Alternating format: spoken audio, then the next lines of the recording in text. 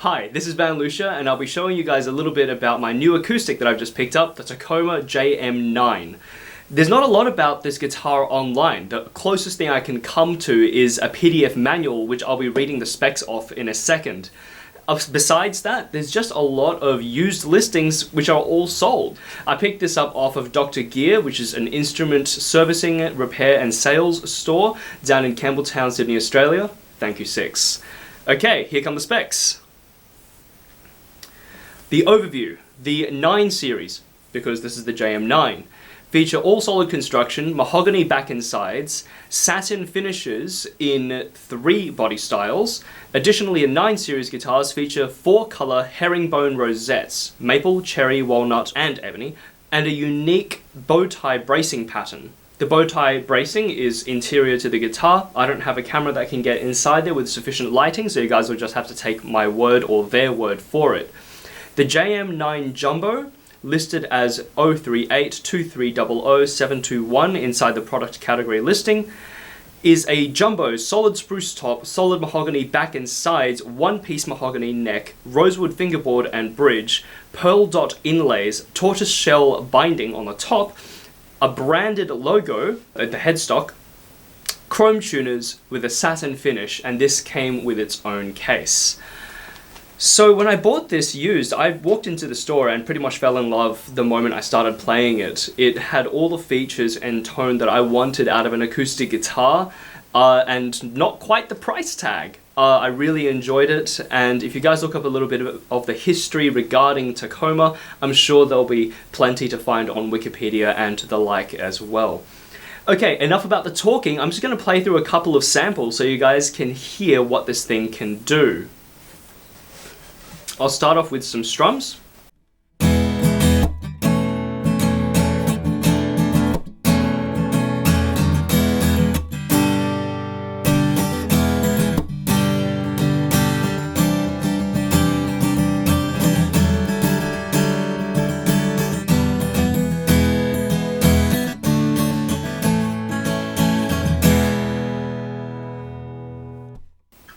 As you guys can hear, the bass on this instrument is absolutely overwhelming, but it is not boomy. It's just really present. I can practically play my own bass lines, which I'll do now.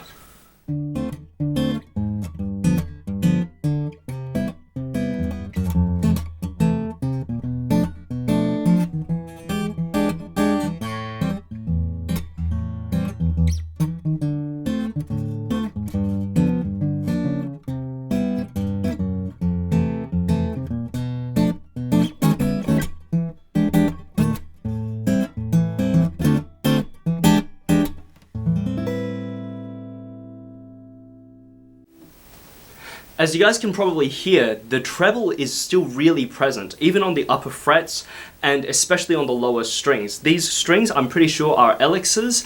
They came out of the shop. I'm pretty sure Six set them up quite fantastically. There's very minimal buzz. So, as far as I can tell, this guitar is just pretty much the all-rounder. It has quite a solid bass. The mid-range is absolutely gorgeous, and the top end, I'll play some harmonics and some treble lines.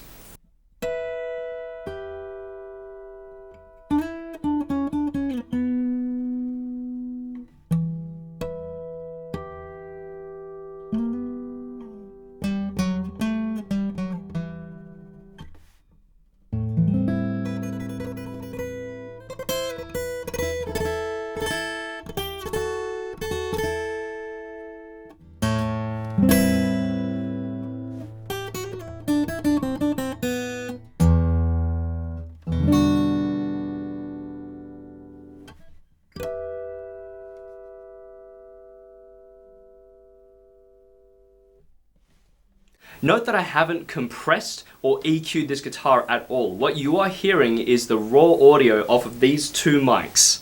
So as you guys can tell, this guitar is really solid for both recording and live use.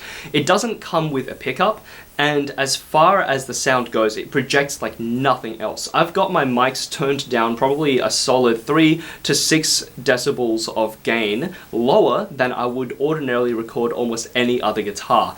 For those who aren't into the recording world, that's about half to nearly a quarter of the amount of volume required in a live situation. So this will not only make your live engineers really happy, but also if you're just busking, it'll boom. You probably don't even need a pickup for a lot of the outdoors, smaller event stuff. It doesn't come with a end pin on this side of it, so that's why I've strapped a guitar strap with some twine around on this end of it.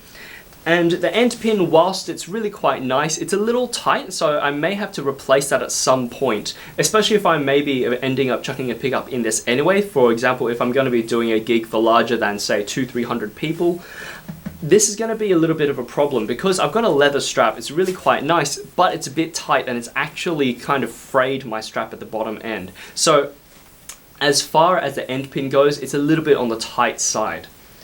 The bridge is absolutely rock solid. I have tried all sorts of things with this already. Everything from your standard flamenco capo and your percussives.